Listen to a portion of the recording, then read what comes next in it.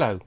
Today we're going to look at a really oddball video recorder which I was offered at a low cost and I couldn't turn down because it's weird. Firstly, let's have a brief look at some of my Sony Umatic machines. See the distinctive design theme which is common to many Umatic models. But this one is neither Umatic nor branded Sony. It's an Hitachi HR-C20 professional high 8 deck. Now really it's a rebadged Sony EVO9800P, which is itself a fairly unusual machine, but then to see it branded Hitachi is just strange. I've no idea what Sony and Hitachi were thinking of, but there must have been some reason for the Hitachi branding. It's a well-built machine which supports both PCM and analog audio tracks. However, it lacks a digital time-based corrector, so its use is going to be a little bit limited. Even so, I can't resist an oddball video recorder, so I've given it a home. Let's see what's wrong with it. So here we have the HR-C20 Hitachi high 8 machine, and this came into me apparently with a fault that it doesn't work, that there's a deck fault. I suspect that's not true, but there's a lot of cosmetic damage. So let's switch it on and see what we get. I've hooked it up to this old monitor. I need to switch on the isolated power supply. Okay, that sounds promising. Pop in a random tape. Oh dear, it's not looking so good.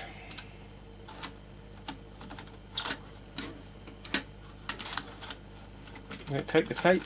Oh, more or less. There may be a slipping belt or something on the cassette carriage. Press play. Oh, we have something on there. Complete the sound. That looks promising. Let's press pause. That looks okay. Good. Now this machine has PCM digital audio as well, and I think we can get to those settings down here. Yeah, very badly laid out, but you can select AFM audio or PCM or mix on switches here. What's this? Digital CNR auto, okay. Dub out for Umatic. Right. Something it lacks, I believe, is dub in. We'll have a look at the switches at the back in a minute. Oh, and slow adjust. Does that stabilise the picture? No, it does it only for slow motion, not for freeze frame. Well, anyhow, that doesn't look too bad for starters. Let's see if we can remember how to close it. Let's see if it can eject the tape.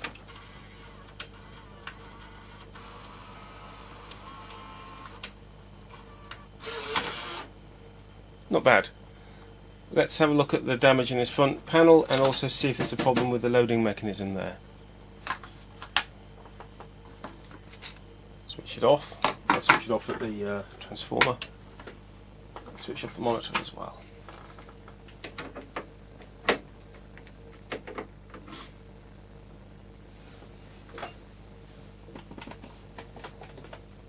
So what do we have?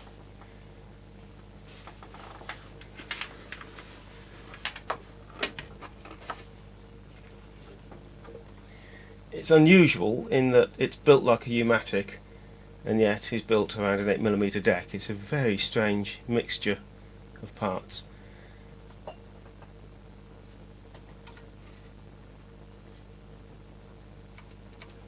I'm not sure there is a drive belt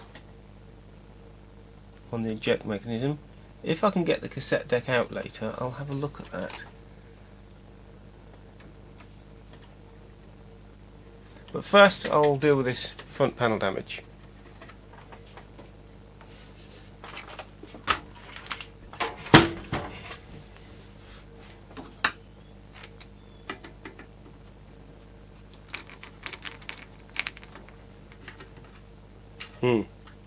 That's broken.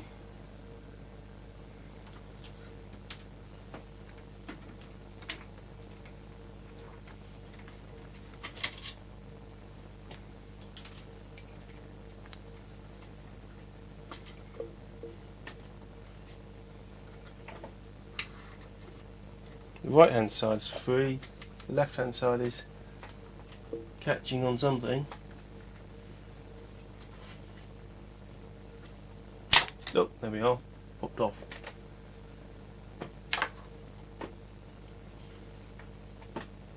Okay, the impact damage appears to have slightly misaligned this power switch.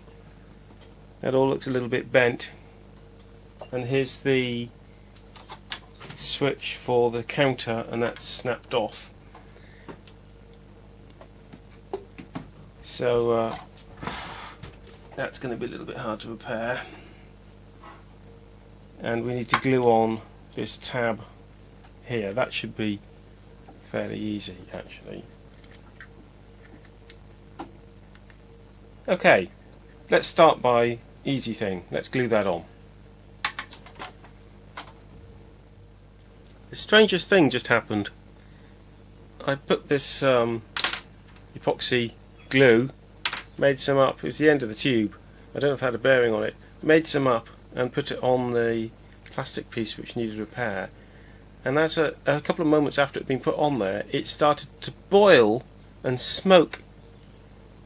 So I'm guessing that it always gets warm. Aldite does get warm. I say aldite. Epoxy resin does get warm. But I suspect that it had a chemical reaction with the plastic here. And well, as a result of which it set very hard, very quick. So I guess it was a good thing, but slightly worrying. I thought it may have started burning up and melting the front, and I was worried it would melt through here, but it's okay. Right, that's that bit repaired. Now I need to repair this switch.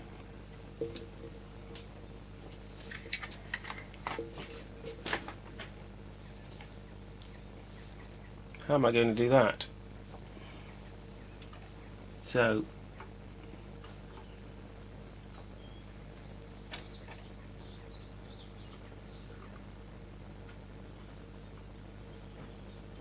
I don't know. Yeah, so it's a 3-position switch, I think. Let's look at the front panel. Counter, time code, and then menu options. You can get the hours readings off that.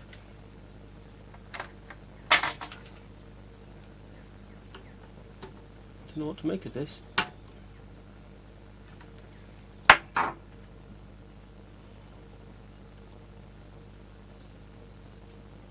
So that had been glued on, that had been fitted onto there. I'm not sure glue is going to be strong enough for this.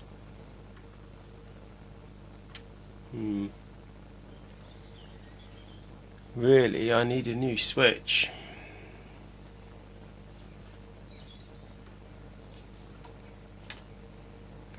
Well, I could try to glue it, or I could see if I've got a replacement in my junk pile. Let's see what I can do. So I think I really need to replace this switch. Let's see if I can find something on a scrap machine. So, make a bit of space. Let me take this thing away for a moment. And off screen, my helper Alex here is going to pass me a scrap Betacam machine. Thank you, Alex. So what this is a BVW-22P, which is an old BetacamSP player. I've used it in the past. They're actually not bad things, these.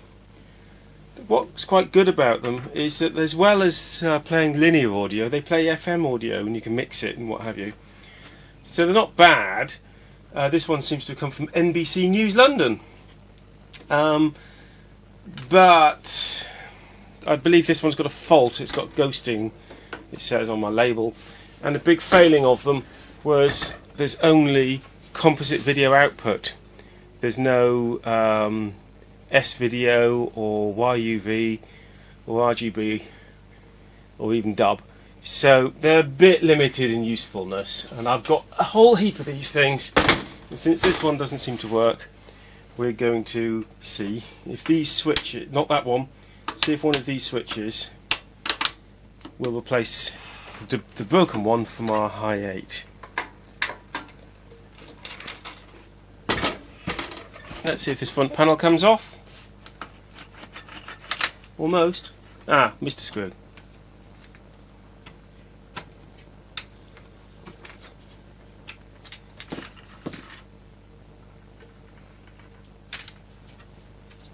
So the question is, whether one of these switches is the same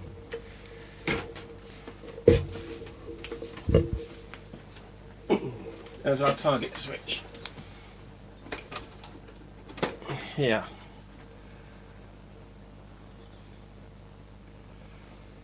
I would say they are. I think we're in business. So I've got to take this panel off and take this panel off and desolder a switch. Right, let's get on with that.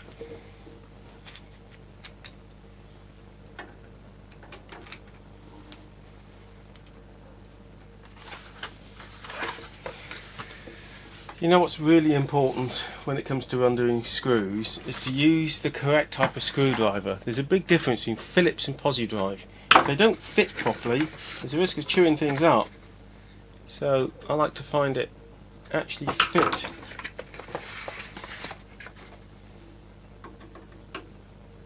And then it won't chew up.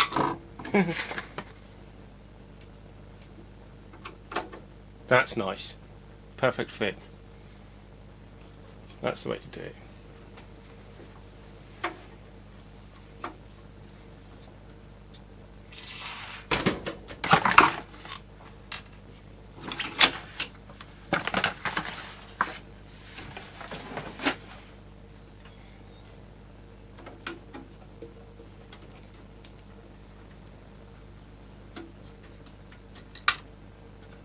Don't drop the screw in the deck.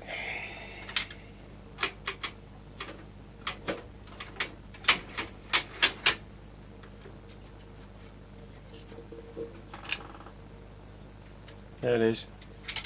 Now I've dropped it inside the Betacam. Right, we'll be replacing that screw then.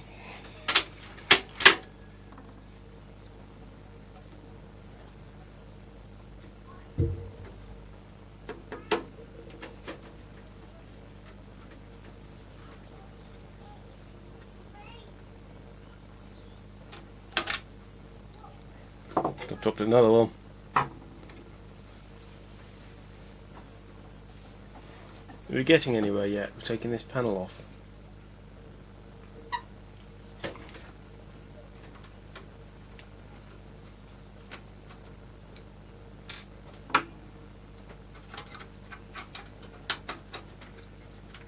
Okay, let's unplug this board.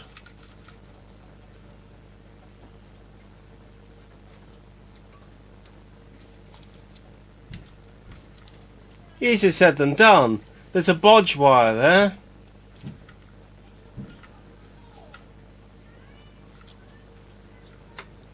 Okay, that's not going to come off. Whether that's a repair somebody's done or if it's a bodge wire from Sony, it looks like that wire's been cut and soldered on, so I suspect that's an untidy repair from somebody.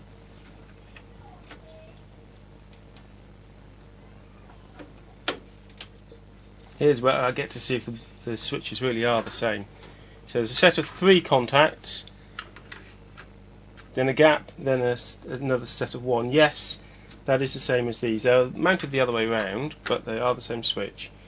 So I can choose either of these 3-way switches.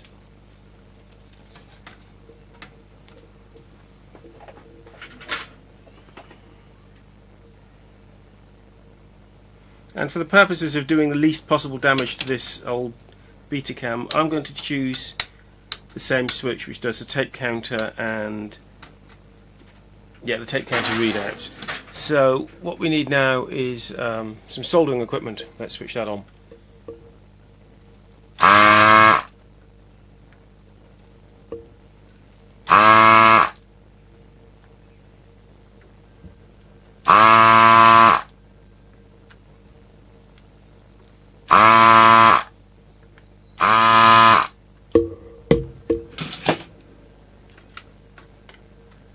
That's the defective switch removed.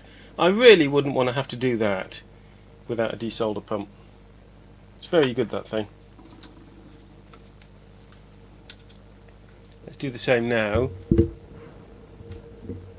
for this one that's from the scrap machine.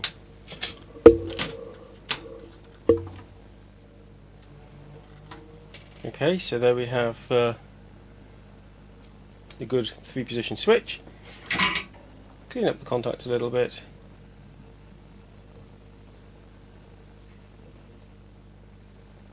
And pop this in. Mounts the other way round, so the set of 3 and the single one go the other way round. Hopefully that'll just pop straight into the spot. Yes. Oh, lovely. So much better than trying to glue it together.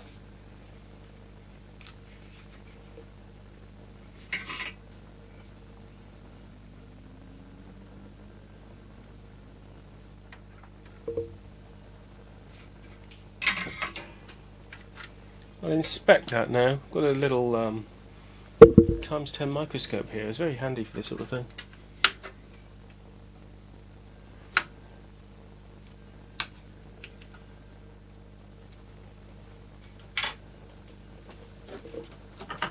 Now I always clean the board up with IPA. Leave it looking clean and tidy. Is this OCD or is it a good idea? Oh.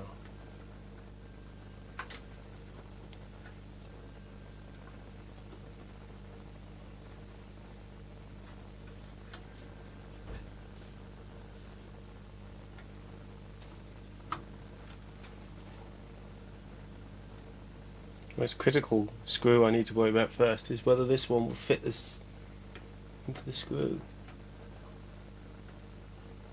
to the switch.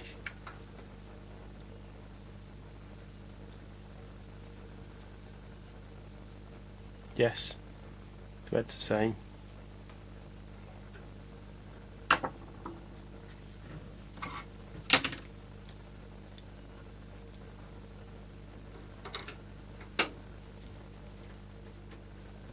Since I've managed to lose some of the screws from this, or chew them up, the ones that go in here are actually ones from the Betacam. Okay, I think I'll test that and then we'll work on the power switch.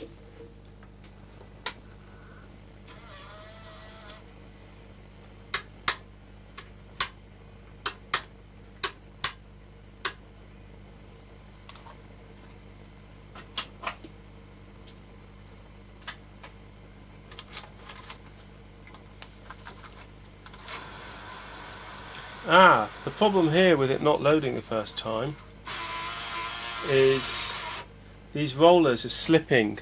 There's a set of rollers on the top here. Let me see if I can get you to a better place to see those. These rollers here.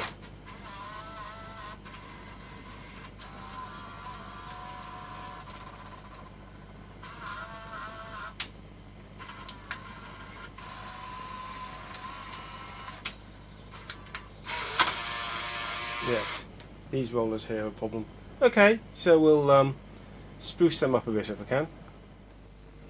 Now, looking at this power switch here, it appears to have got slightly bent and pushed in. It may be a case for swapping the power switch from this Betacam, if it fits. But let's see if I can just straighten it out first, because I'm not sure I want to go through all that rewiring if I don't need to. The question is whether it's the bracket that's bent or the switch tabs. Not a lot of slack on the cable, which is a bit unhelpful.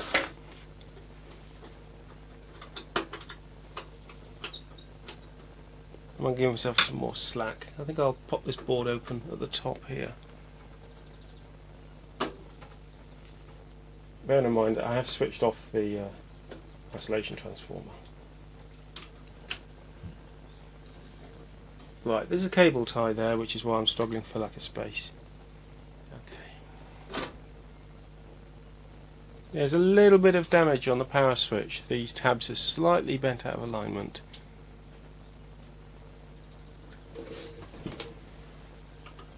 And there's a little bit of damage on this as well. So I don't think there's much point changing a switch. I may as well just try and straighten these things out.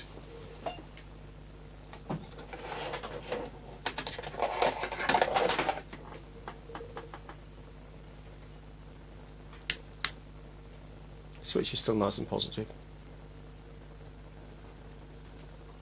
Yes, you can see there how this is twisted. And this lower pillar here is definitely at a horrible angle. Let's pull that round.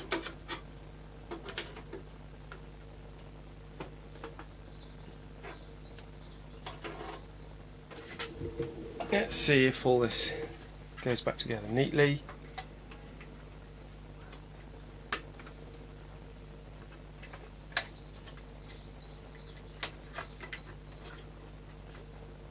There's supposed to be a plastic cover for this switch inside, and I will fit that.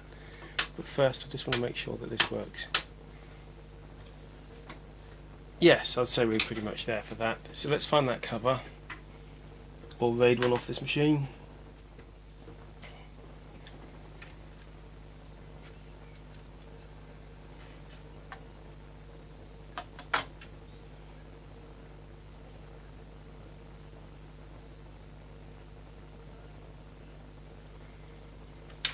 There are plastic covers in here. I wonder if they're compatible too.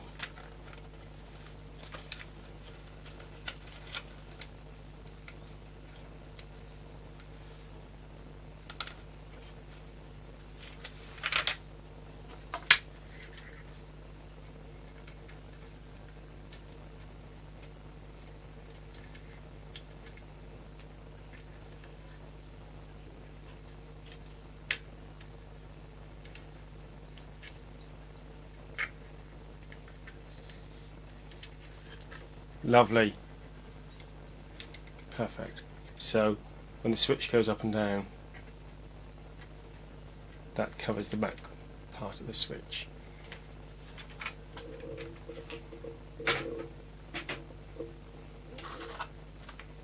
But before I reassemble that front, I want to see what we can do about these rollers. They may just need a little bit more bite to them. So I might apply a bit of something called Platen Clean. Okay, this stuff, you don't want to touch it. Print roller cleaner and restorer. Well, not just printers. Now, you're supposed to be able to squirt it on there, but I don't like to do that. I'd rather put it on in a cotton bud and apply it from there. You don't want that stuff squirted all over the shop.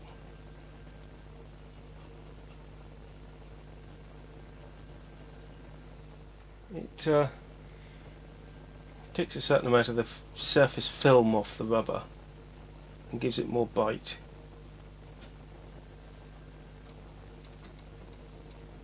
At least for testing purposes, I've used it on occasion with pinch rollers.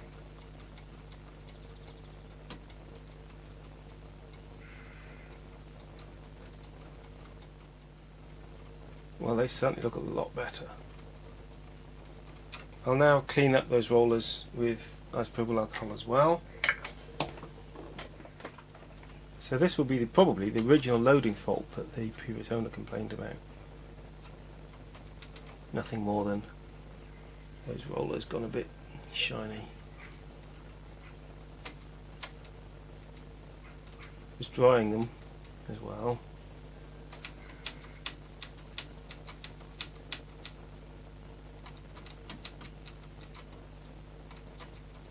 Okay, they both look a lot better. Let's see if the loading's any better. It may not be.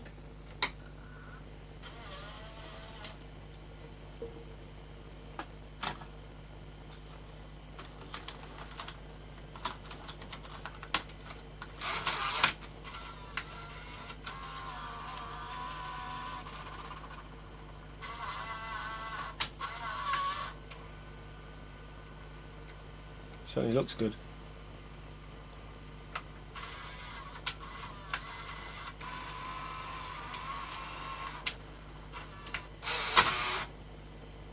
Tip top.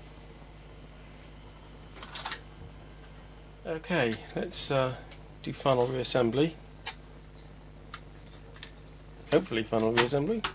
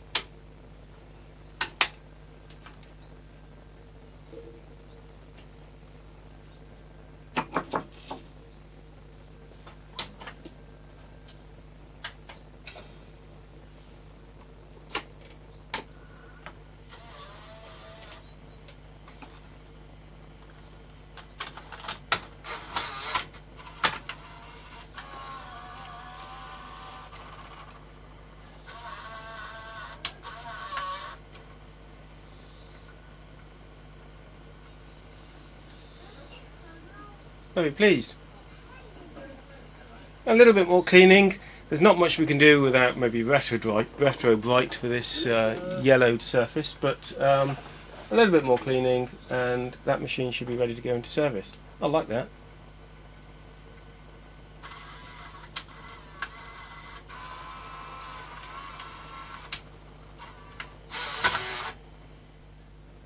Just wanted to show you the rear connectors here. Let's get this set up so you can see them all. There's dub out for connecting to Umatic, but alas, no dub in, which would have been really useful, because then we would have had a way to go from the dub signal to S-video out. If only there'd been a dub in, that would have been a useful feature. Dub out, can't think why I'd ever use that.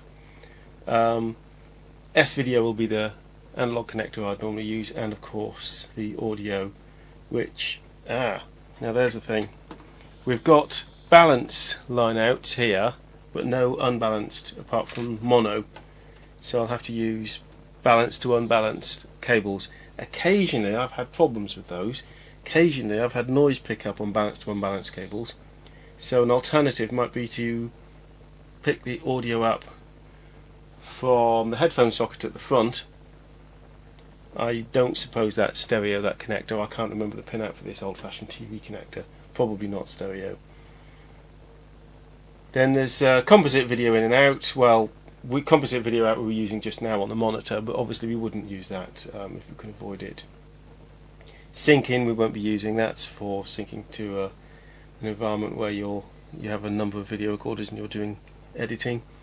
Remote we won't be using here either. Okay.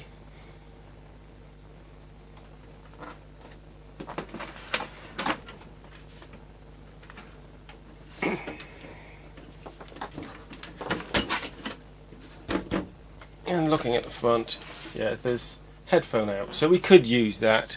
It's not ideal from an impedance point of view, but we could use that as a substitute for line out.